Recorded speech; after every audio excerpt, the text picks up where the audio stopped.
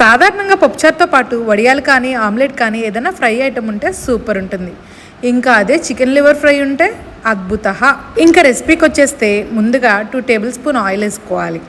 అందులోనే ఒక medium size ఉల్లిపాయ, 2 పచ్చిమిర్చి, కరివేపాకు వేయాలి.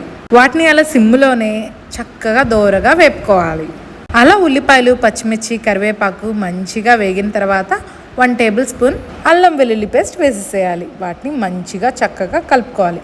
తర్వాత 1/2 టేబుల్ స్పూన్ పసుపు, 1 టేబుల్ స్పూన్ ఉప్పు వేసి మంచిగా కలుపుకోవాలి. దాని తర్వాత మంచిగా కడిగి పెట్టుకున్న చికెన్ లివర్ని అయితే వేయాలి. నేనైతే 1/2 కేజీ చికెన్ లివర్ తీసుకున్నా. ఫాస్ట్గా కలపకూడదు, ఒక్కసారి అలా పైన కలిపి మూత పెట్టాలి. అలా సిమ్లోనే ఒక 10 మినిట్స్ ఉడకబెట్టిన తర్వాత తీసి చూస్తే కొంచెం నీరు ఊరుతుంది. ఆ టైంలోనే 1.5 టేబుల్ స్పూన్ కారం అయితే వేసుకోవాలి. దాంతోపాటు 1 టేబుల్ స్పూన్ చికెన్ మసాలా అయితే వేసుకోవాలి. నేనైతే ఆచి చికెన్ మసాలా వేసా.